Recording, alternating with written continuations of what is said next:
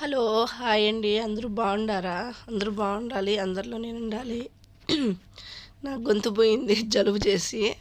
ఈరోజు బీన్స్ నుంచి గుమ్మడికాయ కర్రీ ఎలా చేసుకోవాలో ఒకసారి చూద్దాము నా స్టైల్లో.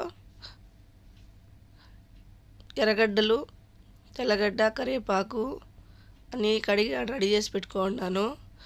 దబరా పొయ్యి మీద పెట్టేసి ఆయిల్ వేసి పెట్టుకున్నా. ఆయిల్ వేడెక్కినాక తిరువాతి గింజలు వేసి పెట్టున్నాను ఫ్రెండ్స్. తిరువాతి గింజలు వేస్తున్నాను. నా ఛానల్ ఎవరైనా ఫస్ట్ టైం చూస్తున్న వాళ్ళు లైక్ చేయండి అని షేర్ చేయండి ఫ్రెండ్స్. ఇప్పుడు ఎర్రగడ్డలు, పచ్చిమిరపకాయ అన్నీ తిరగబాతులో వేసుకొని బాగా వేయించుకుంటున్నాను. బ్రౌన్ కలర్ వచ్చేంత వరకు ఇలా వేయించేసుకొని తర్వాత దానికి కావాల్సిన మసాలాలు అన్నీ వేసేసుకుందాం. ఎర్రగడ్డలు అన్నీ వేగిపోయినాయి. ఇప్పుడు టమోటాలు వేసుకుంటున్నాను. టమోటాలు వేసేసుకొని కొంచెం బాగా కలబెట్టుకొని బాగా అది తిరగబాత బాగా కలిసేలాగా, తర్వాత వచ్చేసి ఇంకా కొంచెం మిగిలి ఉంటే టమోటాలు వేసి కలబెడుతున్నాను. గొంతు బాగా పోయిండదు ఫ్రెండ్స్, జలుబు చేసేసి. ముందుగానే నా గొంతు సరిలేదు, దానికి తోడుగా గొంతు పోయింది. ఇప్పుడు ఉప్పు వేసుకుంటున్నాను. ఉప్పు వేసేసి బాగా ఎర్రగడ్డలు అన్నీ వేసి మసాలాలు బాగా కలపెట్టుకొని పసుపు వేసుకొని తర్వాతలో బాగా మగ్గేలాగా టమోటాలన్నీ కలిపెట్టుకున్నాక అల్లం తెల్లగడ్డ పేస్టు వేసుకుంటున్నాను. అది కూడా అన్నీ తిరగబాతలో బాగా ఏగేలాగా తొందరగా మగ్గొచ్చినాయి. మగ్గినాకనే అల్లం వెల్లుల్లి పేస్ట్ వేసినాను. ఇప్పుడు బీన్స్ వేసుకుందాము. బీన్స్ వేస్తున్నాను.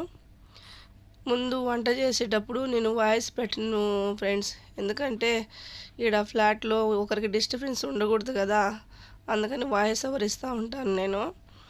కొంచెం బీన్స్ వేసేసినాక బాగా కలబెట్టినాక ఇప్పుడు వచ్చేసి గుమ్మడికాయలు వేసుకుంటున్నాను. గుమ్మడికాయ ఉప్పులు, గుమ్మడికాయ బాగా క్లీన్ చేసేసుకొని తాటదంతా తొక్క తీసేసి తర్వాత గుమ్మడికాయలు సన్న సన్నగా తరుక్కొని, మరీ సన్నగా ఏం తరగలేదు, ఉస్మానంగానే తరిగి ఉన్నాను.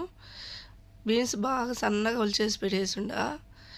అవన్నీ వేసేసుకొని కలబెట్టేసుకొని మూత పెట్టేసుకున్నాక కొంచెం మగ్గినాక చింతపండు ఒక చిన్న ఏం చెప్పాలబ్బా కొంచెం వేసి బాగా నానబెట్టేసి ఆ పులుసు అనేది పోస్తున్నాను.